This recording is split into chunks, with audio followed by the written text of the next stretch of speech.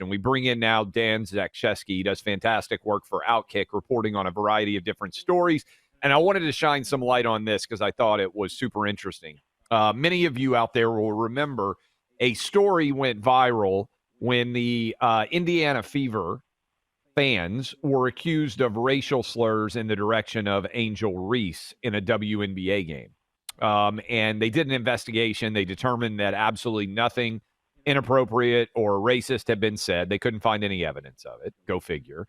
And the WNBA at that time said, and I'm paraphrasing them, but basically we have no place in this league for racism or mistreatment of others based on their race, their gender, ethnicity, any of those things. And then within like a day and a half, Brittany Griner, who is a women's basketball player that was traded for the Merchant of Death. That seems like a not very fair trade. We got a black lesbian basketball player in the WNBA. Russia got back the Merchant of Death to help them theoretically create more death. Again, I think that's a very unbalanced trade, like Herschel Walker, for those of you who are old school, when the Dallas Cowboys, sorry Vikings fans, got all of the assets for no cost. But recently, Deshaun Watson to the Cleveland Browns, probably the worst trade of all time. Houston Texans get insanely fortunate. This was worse than those, I would argue. But Brittany Griner on the sideline appears to insult white women in a phrase that went mega viral. She has said nothing. The WNBA has said nothing. Now, I would submit to you that if Caitlin Clark were on the sideline insulting black girls, that Caitlin Clark's entire career would probably be over. Everyone would be talking about it. So what did Brittany Griner say? Has the WNBA investigated it all? OutKick is like the only place that would even cover this. And so Dan Zaksheske is a reporter at OutKick. And Dan, appreciate you making the time for us. I wanted to give a background. I think I laid out everything there. You've been trying to go cover Brittany Griner and just ask the questions of her. What has happened? What has the WNBA done? Well, first of all, Clay, let me say that I don't know. That Deshaun Watson trade's pretty bad. It might be close as far as worst trade versus which is Griner. The worst trade of all time. Brittany Griner for the Merchant of Death or Deshaun Watson for all the first-round picks, the Cleveland Browns. A good debate. Yeah, I think you need to put up a poll on your Twitter account. Anyway, so exactly, you laid it out perfectly. It's pretty simple, Clay. Some people say Brittany Griner said effing white girl. Some people think she said effing whack call. There's a pretty easy way to figure out what she said. Ask her. It's not that hard. Ask her the question. Brittany Griner, there's a viral moment. You know it. You've seen it. You said it. What did you say? Not one person has asked Brittany Griner that question since it happened 2 weeks ago. I mean, Griner has played several WNBA games since then. I mean, I know OutKick has reached out to the WNBA, to Griner's management team. They aren't responding.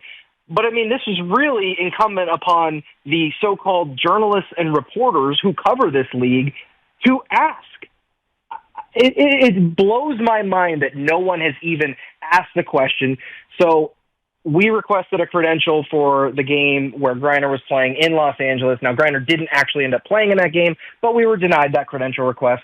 We put in a request for the game tonight against the Connecticut Sun. I have covered several Connecticut Sun games over the past year. I was even allowed to, granted a credential for a playoff game against the Connecticut Sun, against Caitlin Clark and the Indiana Fever. Now, you want to talk about whether or not there's enough space, because that was their response. We don't have enough space to accommodate you.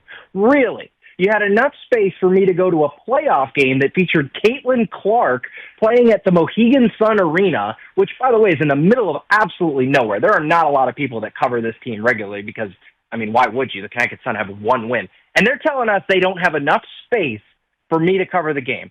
I call BS on that. They don't want us asking Brittany Griner the question that, frankly, should have already been asked. Okay, so this is interesting to me. We have requested through OutKick. I say we because I sold OutKick. Fox owns it, but I still do work for OutKick, and I founded it. You have asked to cover Brittany Griner's team in a game in L.A., and now you have asked to cover Brittany Griner's team on the East Coast in Connecticut, and both of those WNBA teams have said, no, we don't have space. We can't handle one more journalist. That's my understanding. It was not me who requested the credential in L.A. because I live in Connecticut. That would have been quite the trek for me. I believe that Los Angeles claimed that we requested the credential too late. Whatever, fine. So let me ask the you credential. this. I will speak to this because I've been involved in this for a long time.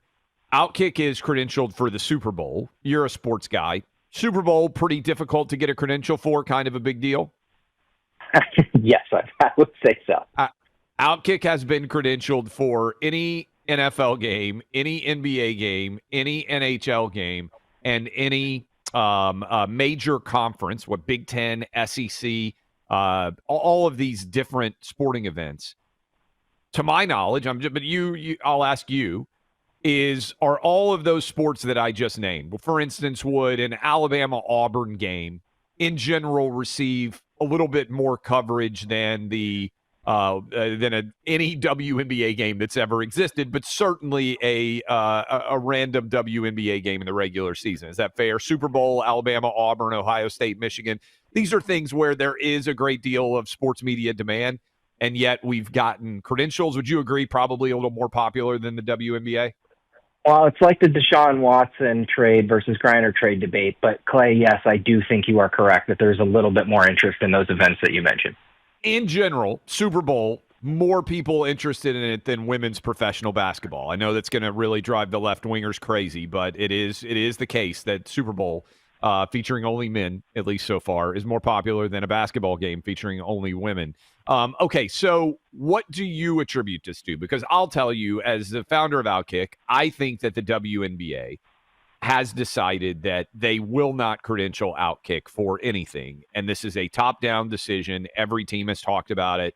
They have decided they don't like the way we're covering their league, and therefore they won't credential us. Do you buy that as a thesis? In other words, do you think WNBA, maybe they get enough pressure from this and they change, but right now, do you think that's their calculus?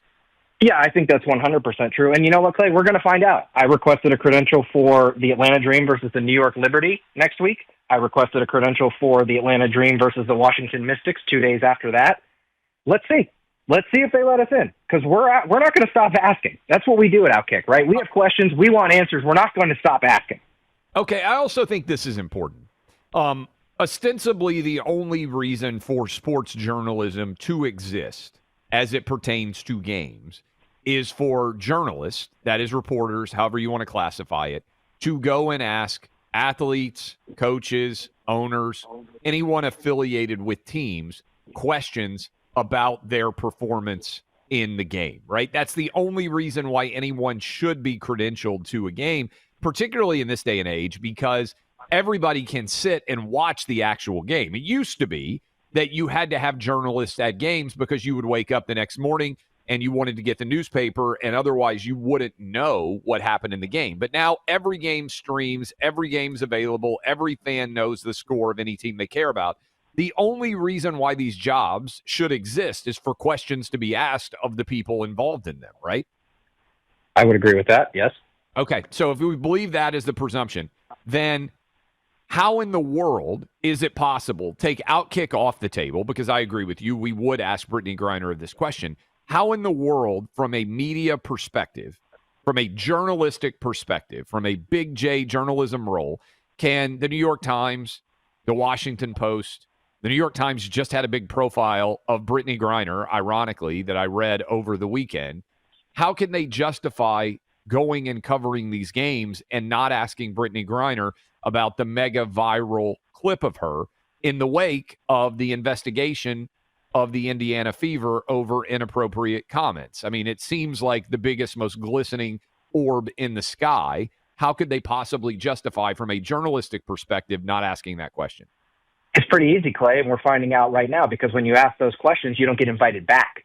See, the WNBA has put this in place where it's like, hey, you cover our league the way we want you to cover it, or we're not giving you a credential. I mean, look at Christine Brennan, one of the most radical left-wing, progressive, liberal sports writers on the planet, dared to ask Dejanay Carrington if she poked Caitlin Clark in the eye on purpose last year, and had the WNBA Players Association calling for her credentials to be revoked. I mean, if Christine Brennan is not immune from the WNBA considering revoking credentials, who is immune? The answer is no one. So, Clay, I think it comes down to a simple calculus. Like, hey, we want to continue to be allowed to cover games. The WNBA doesn't want. Look, Clay, there's no such thing as a WNBA reporter or a WNBA journalist. People might have it in their LinkedIn bios or on their social media profiles, but they're not telling the truth. The WNBA has a group of people who act as essentially a PR firm or a cheerleader for the league, and that's all it is. And that's all they want. The media is here to promote our product, talk about us only in a positive light. And it drives me insane because the players talk about, oh, we deserve equal pay, equal coverage to the men's game and this and that. But they're not telling the truth either. They don't want equal. They want equal but special. They want everything that comes along with the positive, which is more money, more advertisements, all of that. But they don't want the criticism. Let me ask you one more question here. I appreciate the time, Dan Zaksheske at OutKick on the news. The WNBA is refusing to credential OutKick for any Brittany Griner game. You've also been covering Nike. Nike appears to have funded a study of trans minors to see, and I'm just trying to paraphrase it here, to see what the impact of puberty-related treatment, so-called gender-affirming care, might be on athletics. What is going on here and what is happening such that Nike is not in any way responding to questions that arose out of a New York Times expose of all things relating to gender treatments?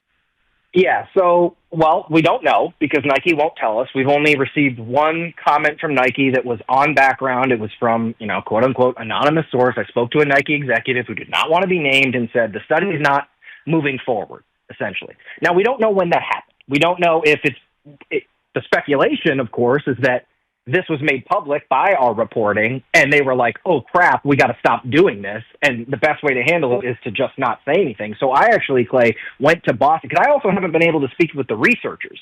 The researchers who were doing this study, who are not affiliated with Nike, but were receiving money from Nike, allegedly, they also were not responding to any inquiries. I sent dozens of emails to Dr. Catherine Ackerman, the lead researcher on the study, and couldn't get a response. So Ackerman hosts a biannual female athlete conference. This year it was in Boston, so OutKick sent me up to Boston to go find Catherine Ackerman, ask her to her face what is going on. And she basically would not say anything. She knew right away who I was. After she asked my name, I was like, hey, my name's Dan. She's like, oh, I know who you are, and I know what you want to talk about. And I was like, okay, well, do you want to talk about it? And she was like, no, I do not. I also spoke with Joanna Harper, the secondary researcher, who you mentioned in that New York Times article. That's who said it. Harper said it to the New York Times. Also told me, I'm not supposed to talk about that. Okay, not supposed to talk about it? Well, who told you not to talk about it? I mean, the obvious answer would be Nike. But again, we don't know because Nike won't tell us. They could clear this up with one email, one phone call. They're choosing not to, which only makes them look more and more guilty in this situation. Thank you for filling in. And for people out there, I mean, this is way worse than Bud Light giving a random beer cans to a trans influencer. This, in theory, would be Nike paying for minors to be treated to see what the impact is in athletics, which is crazy. Dan, appreciate the work. Keep us updated on WNBA propagandists and more. Anytime, Clay. Thank you. Dan does really good work. I do think that's important. And some people will say, oh, okay, well, it's sports. Why does it matter? The only reason why anyone should be credentialed to go to a sporting event in 2025 is to ask questions of athletes and of coaches and of owners, other people affiliated with the game, because everybody knows the outcome of the game. The WNBA doesn't have reporters. They have propagandists. And they won't even ask Brittany Griner whether she gave a racial slur to white people on the sideline in a mega viral clip that's been watched over 10 million times on Twitter alone. It's shameful. Also predictable. Look, we just came back. I was down in Palm Beach. We met with the IFCJ face-to-face and helped them raise money because the attacks on Jewish people continue to grow, including, unfortunately, what just happened in Boulder this past week. Chilling attack that anti-Semitism is on the march. One of the 8 people injured, 88-year-old who had been through the Holocaust era, to have survived something like that, and then at 88 years old, deal with Molotov cocktails being thrown at you in Boulder. We also know what happened in our nation's capital, Washington, D.C. Globalizing the Intifada has consequences, but also you can push back against this awfulness. by supporting the IFCJ. They build bomb shelters, fortify ambulances. They provide donations, flak jackets, other essential items. I saw it for myself in December when I traveled to Israel. They also feed elderly Holocaust survivors. When you give a gift of $45 to the IFCJ, you're putting faith into action right where it's needed most. It stands for the International Fellowship of Christians and Jews. You can stand up to anti-Semitism and show your support at ifcj.org. That's ifcj.org. You can also call 888-488-IFCJ. Again, ifcj.org or 888-488-IFCJ.